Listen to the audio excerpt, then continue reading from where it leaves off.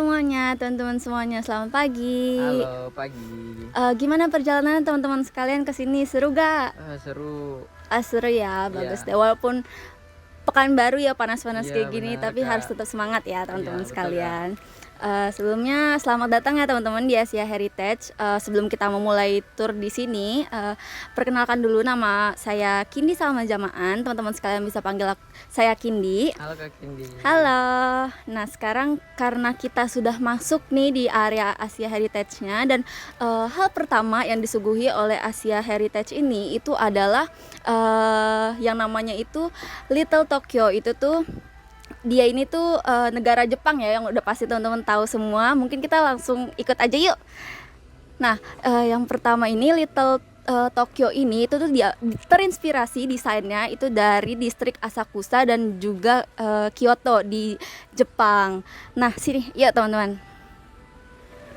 Nah, pertama-tama itu tuh disuguhi oleh namanya tuh gerbang tori nih yang membentang luas ini tinggi.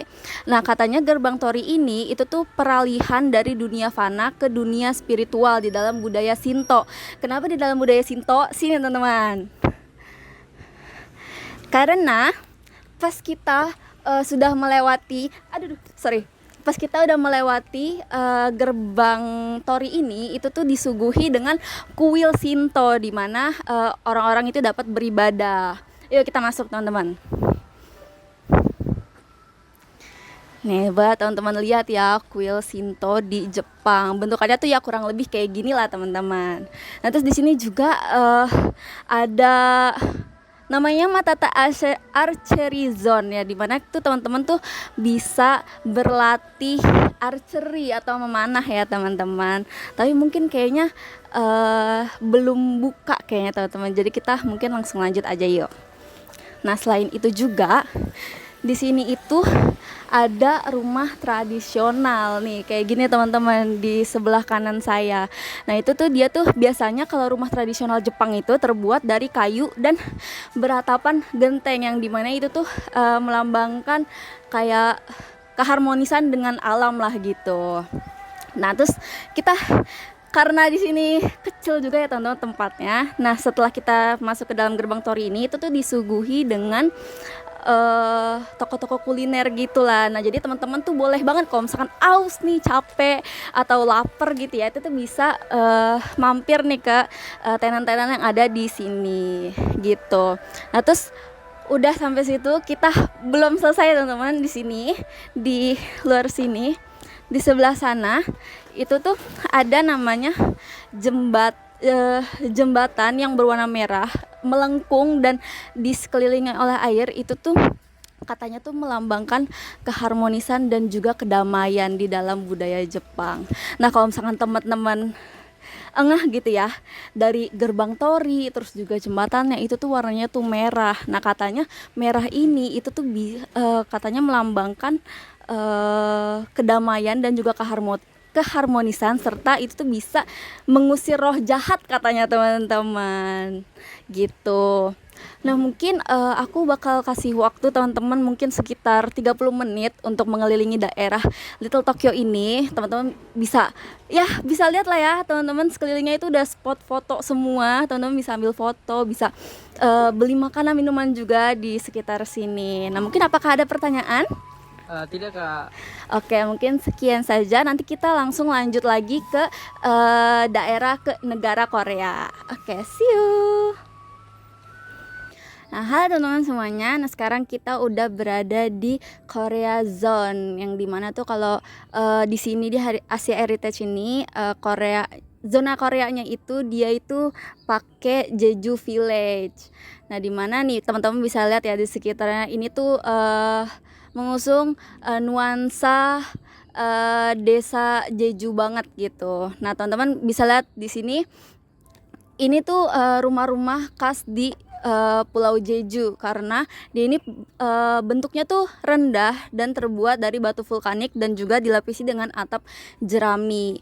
Nah, gunanya tuh apa? Karena namanya juga Pulau Jeju ya teman-teman, pasti sekelilingi oleh lautan gitu, yang dimana itu ada angin laut yang kencang. Nah, jadi dibuatnya dari batu itu biar dia tuh kokoh gitu dan nggak mudah rusak gitu.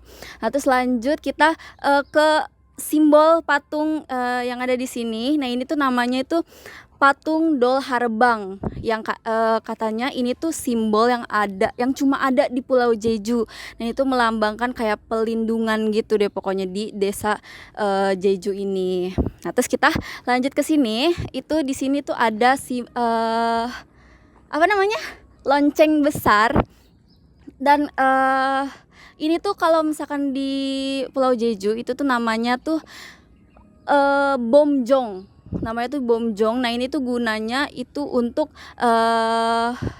nilai spiritual gitu, buat kayak ibadah gitu. Nah, biasanya ini tuh ada di kuil-kuil Buddha. Nah, gunanya lonceng ini itu tuh untuk memanggil biksu untuk berdoa, terus juga untuk menandakan waktu ibadah. Terus juga kalau misalkan di sini di Asia Heritage itu tuh biar membuat ketenangan kepada pengunjungnya gitu.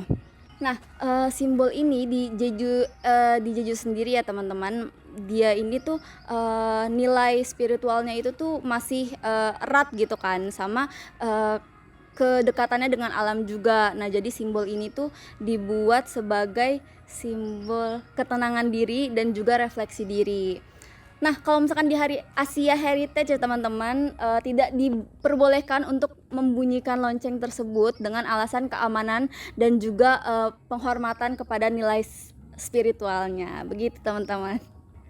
Nah, oke, mungkin segitu aja penjelasannya di Jeju Village ini, karena ini juga lebih kecil daripada si Little Tokyo tadi. Mungkin aku bakal ngasih waktu teman-teman sekitar 15 menit ya teman-teman, karena mengingat waktunya udah mau sore juga, dan kita juga kesini tuh menggunakan kereta yang dimana itu tuh penyebutan terakhirnya itu di Jeju Village ini tuh di jam 17.30. Jadi mungkin diperbolehkan kepada teman-teman untuk selalu mengingat waktu ya teman-teman, agar kita tidak telat untuk kembali ke titik awal. Baik, segitu saja. Apakah ada pertanyaan teman-teman? Tidak kak. Oke, baik. Mungkin ya dari sini saya akhiri aja untuk turnya. Mohon maaf bila ada kekurangan kata atau kesalahan kata. Saya akhiri. Assalamualaikum warahmatullahi wabarakatuh. See you lagi teman-teman di lain Tidak. waktu.